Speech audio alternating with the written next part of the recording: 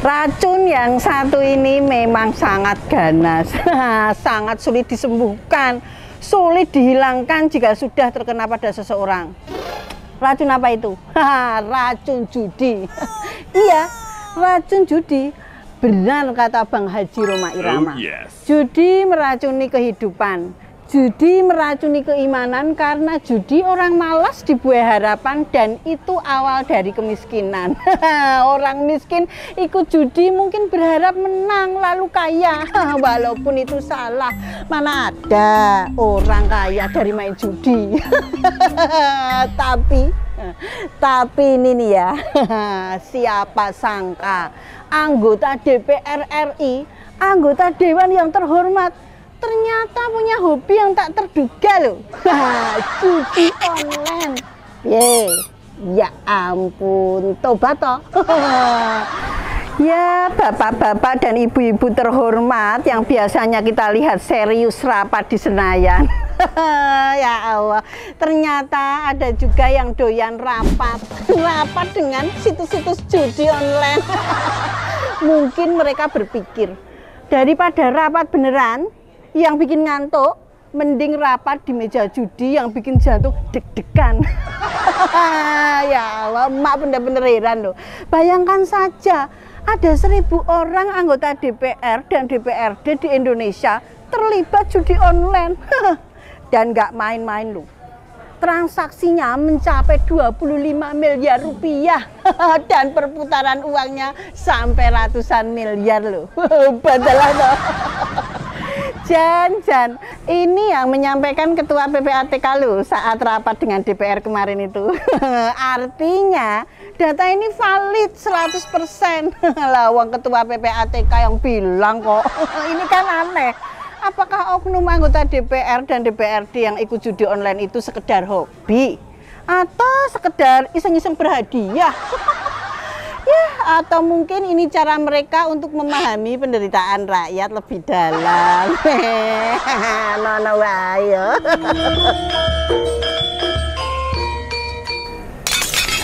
Kita harus akui ya, harus benar-benar diakui nih, bermain judi online itu butuh nyali. Bukan sembarang orang bisa bertaruh ratusan ribu bahkan jutaan rupiah dalam satu klik loh. Wih, kudu kendel tenan. Tapi siapa sangka nyali mereka yang biasanya cuma terlihat saat menyuarakan aspirasi rakyat ternyata juga teruji di situs judi.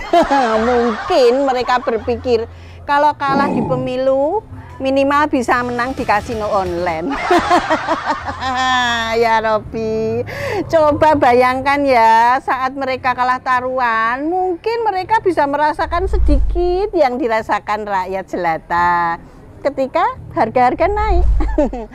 Tapi bedanya, nah ini bedanya, kalau rakyat yang kalah dalam artian ekonomi, mereka tidak bisa berharap ada bonus akhir tahun yang bisa menutup kerugian, ya toh.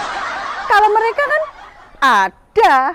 Emak jadi membayangkan nih ya, benar-benar membayangkan suasana rapat di DPR setelah banyak yang tahu soal hobi judi online ini.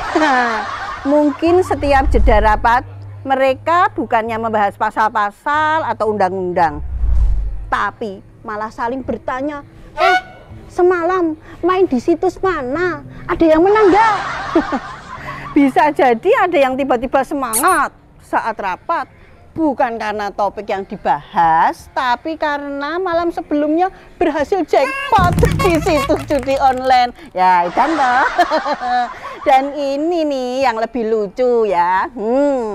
Lucu ini, jangan sampai kalau nantinya mereka mulai membuat fraksi judi online. Membuat fraksi judi online di DPR. Mereka mungkin akan mulai mengusulkan undang-undang yang melindungi pemain judi online atau bahkan membentuk komisi khusus yang mengatur regulasi judi online. Tentu saja dengan alasan memperjuangkan hak-hak rakyat yang gemar berjudi online. Kepiye iku rasakno. Ya, jangan salah ya. Judi online juga bisa jadi alat diplomasi yang ampuh loh. Misalnya ketika ada kunjungan kerja nih ke luar negeri, mereka bisa mengadakan turnamen poker online antar parlemen. Piye, mantep toh? Isa lho ngono kuwi. Isa. Siapa tahu lewat cara ini hubungan diplomatik bisa lebih erat dan harmonis daripada debat soal kebijakan.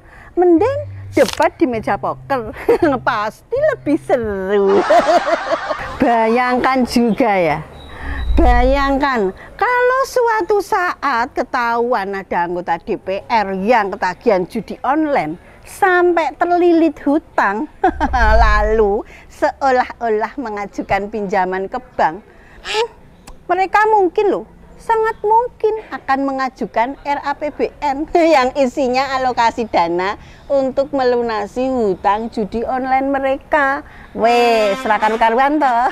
Dengan alasan untuk menjaga kestabilan emosi dan konsentrasi mereka dalam menjalankan tugas negara. Tobat. Ya, jadi jangan heran ya.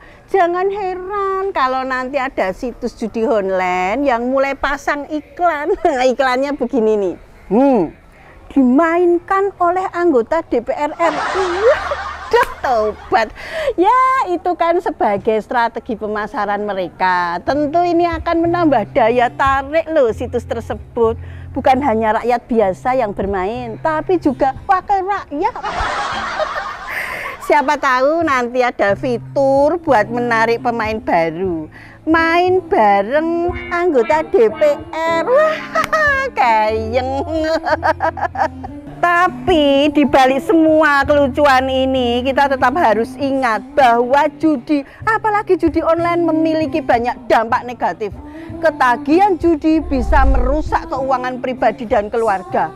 Apalagi kalau sampai uang negara ikut terbawa. Waduh, ini jadi toga terlilit kawat alias gawat darurat. Masih berharap semoga anggota DPR dan DPRD yang suka judi online itu bisa segera menyadari dampaknya dan kembali fokus menjalankan tugas mereka dengan baik. Dan mari kita doakan agar para anggota DPR dan DPRD bisa menemukan hobi lain yang lebih positif gitu loh dan produktif gitu loh, ya toh? Mungkin mereka bisa mencoba hobi berkebun, bersepeda, memasak. Ya, siapa tahu dengan begitu rapat-rapat di DPR bisa jadi lebih segar dan penuh ide-ide baru yang kreatif. Iya kan? Jadi mari kita ingatkan mereka bahwa tugas utama mereka sebagai wakil rakyat adalah memperjuangkan kepentingan rakyat, bukan kepentingan di situs judi online.